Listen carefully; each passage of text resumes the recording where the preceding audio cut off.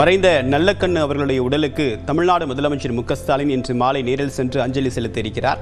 விவரங்களோடு நிகரான செய்தியாளர் அபினேஷ், விவரம் என்ன?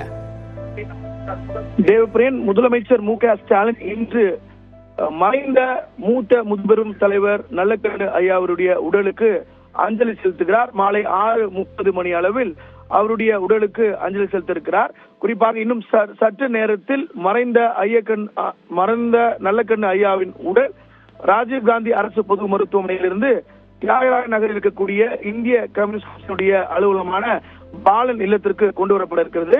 இன்னும் சில மணி நேரங்களில் அவருடைய உடல் இங்கு அஞ்சலிக்கு வைக்கப்படக்கூடிய நிலையில 6:30 மணி அளவில் முதலமைச்சர் மு.க.ஸ்டாலின் மறைந்த முதுபெரும் தலைவர் நல்லக்கண்ணு ஐயாவுடைய உடலுக்கு அஞ்சலி செலுத்திருக்கிறார். ஏற்கனவே முதலமைச்சர் வெளியிட்டிருந்த இரங்கல் குறிப்புல மறைந்த நல்லக்கண்ணு ஐயா அவருடைய உடலுக்கு முழு அரசு மரியாதையோடு அவர் வழியனுப்பி வைக்கப்படுவார் என்ற அந்த பதிவையும் அவர் பதிவிட்டிருந்தார். இந்த நிலையில மாலை முதலமைச்சர் மு.க.ஸ்டாலின் மறைந்த முதுபெரும் தலைவர் நல்லக்கண்ணு ஐயாவுடைய உடலுக்கு அஞ்சலி செலுத்துகிறார். தேவபிரியன்.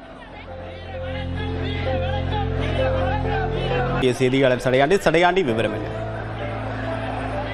தேவபிரியன், கடந்த 24 நாட்களுக்கும் மேலாக சென்னை ராஜீவ்காந்தி அரசு மருத்துவமனையில் சிகிச்சை பெற்று வந்த நல்லக்கண்ணு அவர்கள் இன்று மதியம் 1:55 மணிக்கு மறைந்திருக்கிறார். அவருடைய உடலானது தற்பொழுது ராஜீவ்காந்தி அரசு மருத்துவமனையிலிருந்து ஆம்புலன்ஸ் மூலம் டி நகரில் இருக்கக்கூடிய இந்திய கம்யூனிஸ்ட் கட்சியின் தலைமை அலுவலகத்திற்கு எடுத்து செல்லப்படக்கூடிய காட்சிகளை தான் தற்பொழுது நாம் பார்த்துக் கொண்டிருக்கிறோம்.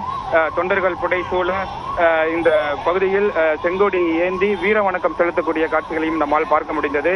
கிட்டத்தட்ட 100க்கும் மேற்பட்ட பொதுமக்கள் இங்கு கட்சி தொண்டர்கள் இங்கு ராஜீவ்காந்தி அரசு மருத்துவமனையில் குழுமி இருக்கக்கூடியதையும் நம்மால் பார்க்க முடிகிறது. 100க்கும் மேற்பட்ட காவலர்களும் இங்கு பாதுகாப்பு பணியில் ஈடுபடுத்தப்பட்டிருக்கிறார்கள். மறைந்த மூத்த தலைவர் நல்லக்கண்ணு அவர்களுடைய உடலானது தற்பொழுது ராஜீவ்காந்தி அரசு மருத்துவமனையிலிருந்து ஆம்புலன்ஸ் மூலம் டி நகரில் இருக்கக்கூடிய கட்சி தலைமை அலுவலகத்திற்கு எடுத்து செல்லப்பட இருக்கிறது. அங்கு பொதுமக்களினுடைய அஞ்சலிக்காக வைக்கப்பட இருக்கிறது. நாளை மாலை அவருடைய உடல் மீண்டும் மருத்துவமனைக்கு சமர்ப்பிக்கப்பட இருக்கிறது. தேவபிரியன், விரிவான தகவலுக்கு நன்றி சடையாண்டி.